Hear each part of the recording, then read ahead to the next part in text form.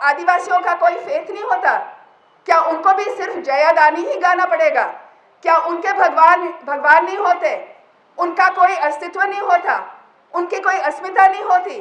क्या वो आपके लिए क्या है? आपके लिए इंसेक्ट है क्या?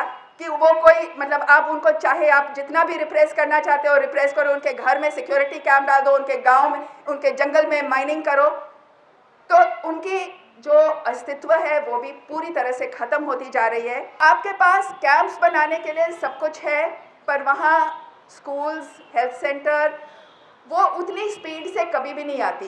सिर्फ फोर्स आती है इतनी स्पीड से, कैंप्स आते हैं स्पीड से, पर जब सरकार को पूछा जाए कि हाँ बिना रोड बिना कैंप हम लोग स्वास्थ्य केंद्र नहीं ला सकते, पर ठीक है लाइए ना, वो लाते भी नहीं है। वो बहाना बन गया है बिल्कुल कि हम डेवलपमेंट के कारण कैंप्स कर क्या रहे हैं। आपके बगल के कैंप के बगल में एक आदमी को मार रहे हैं जन अदालत में, और आप बोल रहे हैं कि हम सिक्योरिटी के कारण ये कैंप्स ला रहे हैं। आप सिक्योरिटी के कारण ये कैंप्स नहीं ला रहे, लोगों की सिक्योरिटी के कैंप्स नहीं ला रहे, माओइस्ट को ख़त्म करने के लिए नहीं ला रहे, आप माइनिंग के लिए ला रहे। और आप सच बोलने की हिम्मत नहीं है उनको, सरकार को, कि क्यों ला रहे हैं इतने सिक्योरिटी कैंप्स और रोड्स।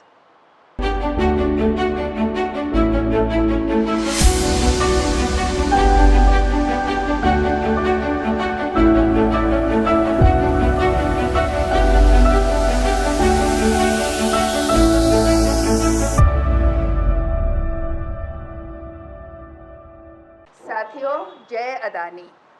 मुझे लगता है कि इस देश में हमें और कुछ कहने के पहले हम वैसे तो हम जय जोहार, जय भीम, नमस्ते, सलाम अलैकुम सब कुछ बोलते थे। हमारे यहाँ बहुत सारे भगवान होते थे, बहुत सारे रीति रिवाज, भाषाएं, सब कुछ, पहाड़, नदी, जंगल, सब कुछ होता था।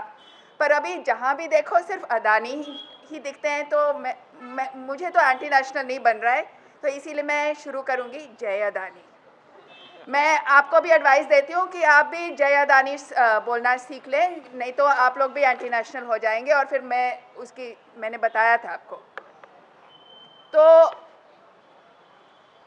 अब इस देश में ये हसदेव की लड़ाई नहीं है, ये कुट्रुमली की लड़ाई नहीं है, ये बस्तर की लड़ाई नहीं है। अब 4 महीने में गर्मी हो जाने वाली है दिल्ली में। आप लोग सब इतनी गर्मी है, क्लाइमेट चेंज हो रहा है, ये हो रहा है, एसी लगाते हैं, ये सब तो ठीक है। Over the last 3 years almost, 2.5 years, people have been protesting in Silgair village in the border of Bijapur and Sukhma districts. How many of you have heard of the Silgair struggle? Just please अपने हाथ उठाइए। आपने अगर सिलगैर या जो बस्तर में 2 साल 2.5 साल से जो आंदोलन होते आ रहे हैं, कितने लोगों ने उनके बारे में सुना है? हमने पूछा कि कलेक्टर से पूछा, आईजी से पूछा कि ये आप लोग बिना बताए रात को क्यों सिक्योरिटी कैंप्स डालते हैं? तो वो सिक्योरिटी थ्रेट होगा, फलाना ठिकाना, तो पैसा का क्या हुआ? कोई जवाब नहीं। तो हर 2-3 किलोमीटर एक सिक्योरिटी कैंप है, उसमें पूरी मतलब फोर्स भरी हुई है। और सरकार का कहना है कि अगर सिक्योरिटी कैंप नहीं होते तो हम रोड नहीं बना सकते। अब रोड बना रहे हैं, आप देखेंगे कि रोड जिस तरह से बन रहे हैं बस्तर में, 6 लेन हाईवे जो दिल्ली आगरा से भी ज़्यादा बेहतर होंगे, वो 6 लेन हाईवे। और वहाँ ज़्यादातर लोग के पास साइकिल भी नहीं है, मोटरसाइकिल भी छोड़ दीजिए, मोटर व्हीकल छोड़ दीजिए। तो किसके लिए बन रही है 6 लेन हाईवे? और आप जैसे देखेंगे तो सीधा उनका माइनिंग से कनेक्शन है। जैसे राव घाट जो नॉर्थ बस्तर में है, उनके माइनिंग, वहाँ तो कोई माओइस्ट थे भी नहीं, फिर भी 22 सिक्योरिटी कैंप आ गए थे पहले से ही, 10 साल से पहले। बस्तर में कम से कम पिछले साल 64 कैंप आ गए। और ये कैंप मतलब 1.5 हेक्टेयर का बड़ा कैंप होता है। और जब हमने आईजी से पूछा कि जब अगर फोर्स की ज़रूरत नहीं होगी, आप तो एक तरफ बोलते कि माओइस्ट प्रॉब्लम ख़त्म हो गया, दूसरी तरफ आप और अभी 3000 और जवान भेजने वाले हैं। कि एक छोटी सी बच्ची अपने माँ के साथ जा रही थी, वो बच्ची मर गई क्रॉसफायर में। अगर आप 3000 जवान और भेजेंगे तो और भी 3000 बच्चे मरने की डर है, क्योंकि कोई कंट्रोल ही नहीं है ना। मतलब आप इतना मिलिटराइज कर रहे हैं, इतना आप लोग को, और लोग चाहते नहीं है। लोग बोल रहे हैं कि ठीक है, अगर हमें रोड चाहिए तो आप हमसे बात कीजिए, हम लोग तय करेंगे कि कहाँ रोड बनेगा, कैसे रोड बनेगा, किसके लिए रोड बनेगा। तो आपके पास कैंप्स बनाने के लिए सब कुछ है, पर वहाँ स्कूल्स, हेल्थ सेंटर, वो उतनी स्पीड से कभी भी नहीं आती। सिर्फ फोर्स आती है इतनी स्पीड से, कैंप्स आते हैं स्पीड से, पर जब सरकार को पूछा जाए कि हाँ, बिना रोड, बिना कैंप हम लोग स्वास्थ्य केंद्र नहीं ला सकते, पर ठीक है लाइए ना, वो लाते भी नहीं है। वो बहाना बन गया है बिल्कुल कि हम डेवलपमेंट के कारण ये सारा ला रहे हैं। अब पेड़ की कटाई की बात हो रही है, तो आप सोचिए कि हर 2 किलोमीटर में इतना बड़ा सिक्योरिटी कैंप आएगा, तो वहाँ जो पेड़ है उनका क्या होगा? कोई अकाउंटेबिलिटी नहीं है। पेड़ काटे जाते हैं, कौन ले जाता है पेड़, किसी ने हमें जवाब नहीं दिया। कोई अकाउंटेबिलिटी नहीं है। फॉरेस्ट जब कलेक्टर ने बोला कि हाँ फॉरेस्ट डिपार्टमेंट, नहीं, आईजी ने बोला था कि हाँ फॉरेस्ट डिपार्टमेंट आके मार्क करते होंगे, पर और उसके बाद ही कटाई होती है। पर अगर आप बीच रात में आके सारे पेड़ काट रहे हैं तो फिर कैसे पहले से मार्किंग हो रही है? कोई लॉजिक भी नहीं है, कोई लॉ भी नहीं है, कुछ भी नहीं है। और लोग सोचते हैं कि उनको ज़रूरत भी नहीं है कुछ लॉजिक या लॉ फॉलो करने की।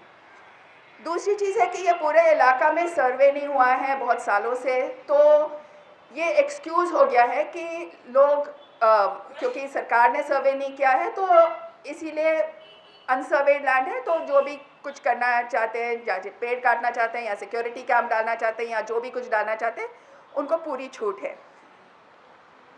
तो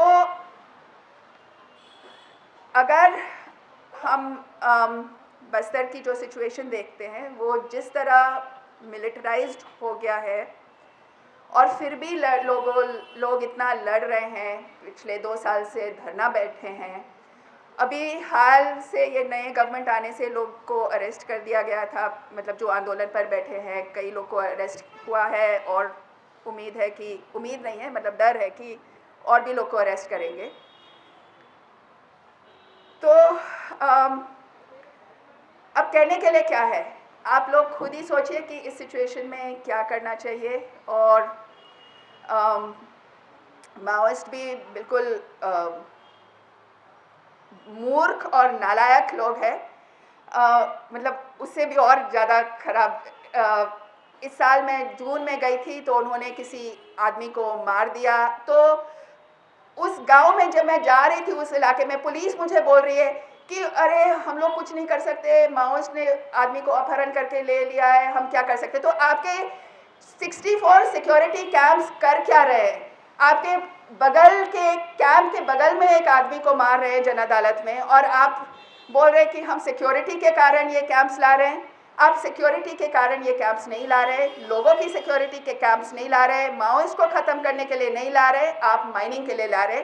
और आप सच बोलने की हिम्मत नहीं है उनको, सरकार को, कि क्यों ला रहे हैं इतने सिक्योरिटी कैंप्स और रोड्स।